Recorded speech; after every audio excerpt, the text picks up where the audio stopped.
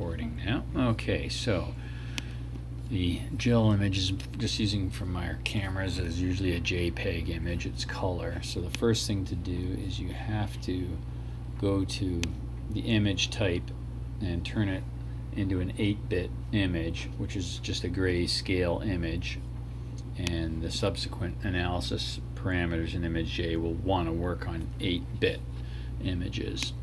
Then it's pretty simple.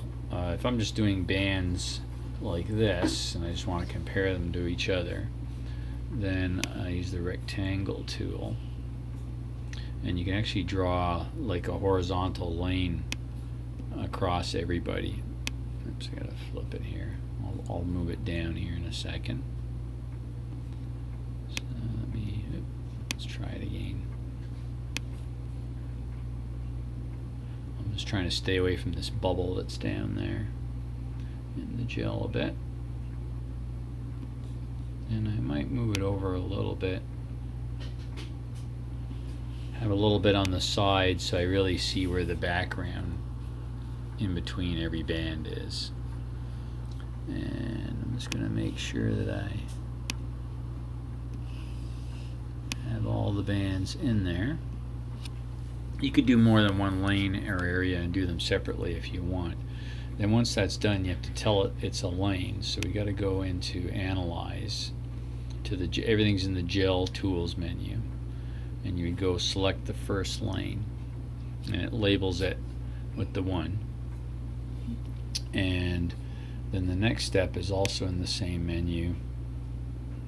You go down to plot the lanes. Boom. Now, if these didn't, these dark areas correspond to the peaks going up. If they were inverted, what you could do is you could go back into the gels, check the gel analyzer options, and usually this, I have this clicked on, invert the peaks. Whether that's on or off, you could get the plot inverted. Okay. It's because you want the bands for the peaks going up, just for it's easier to look at and understand. But that's where that is. Okay. And then the next step is it's already selected this line tool for us. Okay. And you literally just click and go where you think the background is on these peaks, like that. And this one I know there's a pretty good spacing.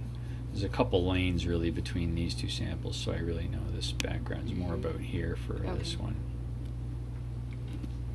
And now there's basically 3 areas there. It doesn't know they're there yet, but you go to the magic wand tool up here in ImageJ, and then you literally make sure you go right in the middle of an area, and as you click it, it highlights it in yellow, and it actually gives you an area. It's already measured it, and that's in pixels. Okay. So you make sure you get 1, 2, 3. You've got your numbers there. Once you have these numbers up in this table, rather than using these numbers, if you want, you can get all these areas relative to each other as a percentage of all the area you marked, which is, I think, handy. And so you can just go to Gels again, and you would just go to Label the Peaks. And it puts in a number here. Okay. Yeah, this is their percentage of, the total percentage is all 3 of them together, but those are just really, you only really need 4 significant figures to do this kind of analysis. So you just go into a percentage, and then we can just use those numbers.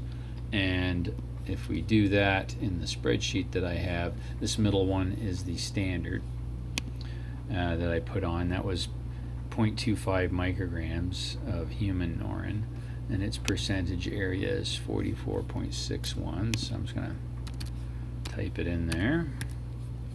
And then the 10x binding test is this area, 20.04. And the 15 times binding heparin area test is 35.34.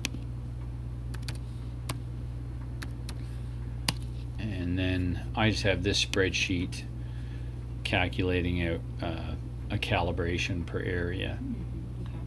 It's just a microgram per area, and then these other values for the samples are just using their area and that calibration factor, Okay.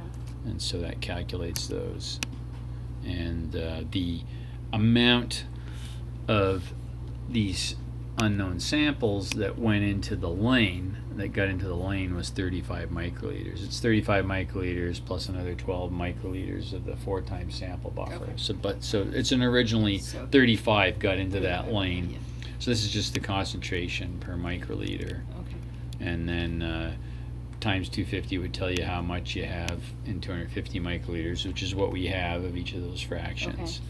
Okay. And then over here, that's just their concentration per mil, which is just, so I've got 250 over here, and I think over here I've just got this guy.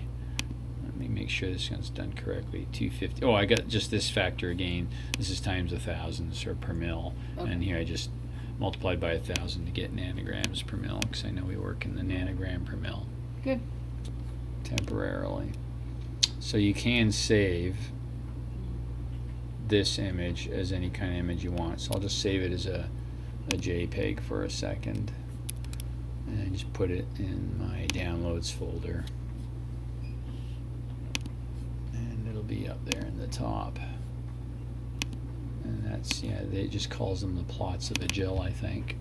Yeah. So then you can actually just take this and should be able to keep that as well.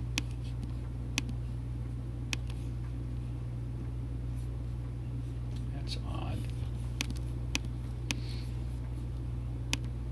Sometimes it will let me, there we go, just drag it in here. There we go.